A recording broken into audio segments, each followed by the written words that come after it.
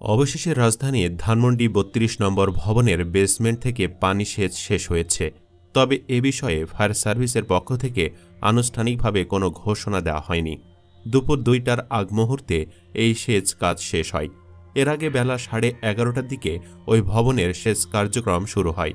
পানি শেষ শেষে সেখান থেকে কি পাওয়া গেল, ফায়ার সার্ভিসই বা চুপ কেন, অন্যরা কে কি বলছেন, এ সকলেরই বিস্তারিত থাকছে মূল ভিডিওতে।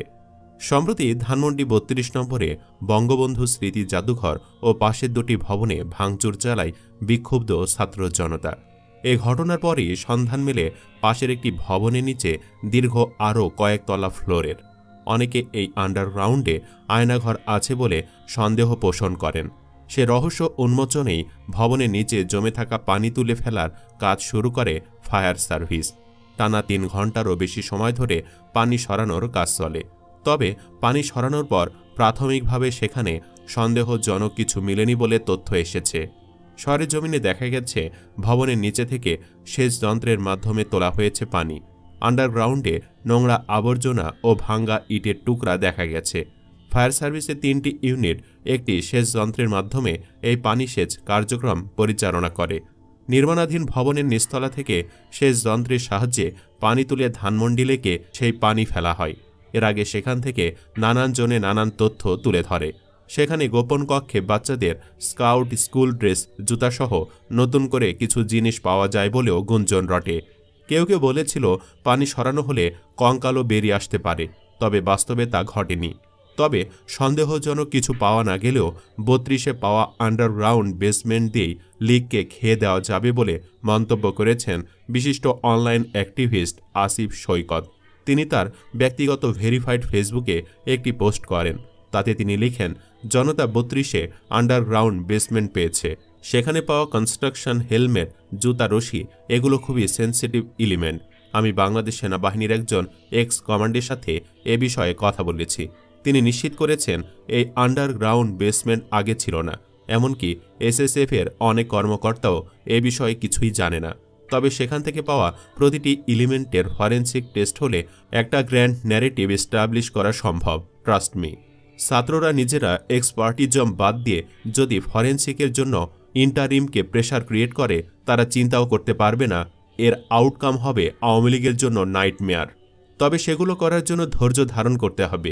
অতি উৎসাহী হয়ে দেশের কোথাও কোনো ভাঙচুর, দাঙ্গা, হাঙ্গামা করা যাবে না। আই রিপিট, ৩২-এ পাওয়া এই আন্ডারগ্রাউন্ড বেসমেন্ট দিয়েই লিককে খেয়ে দেওয়া যাবে। পোস্টে আসিফ সৈকত উল্লেখ করেন, একটা কথা আছে, rude but proper and know when to quiet. অর্থাৎ আপনি হিংস্র হলেও সঠিকভাবে হন এবং এটা জানুন যে কখন আপনাকে থামতে হবে।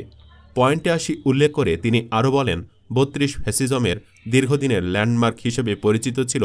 অভ্যুত্থানের পরই যা গুড়িয়ে দেওয়ার কথা, কিন্তু ছাত্র জনতা কোনো এক অদৃশ্য কারণে তা সম্পন্ন করতে ৬ মাসের অধিক সময় লাগিয়ে দিল।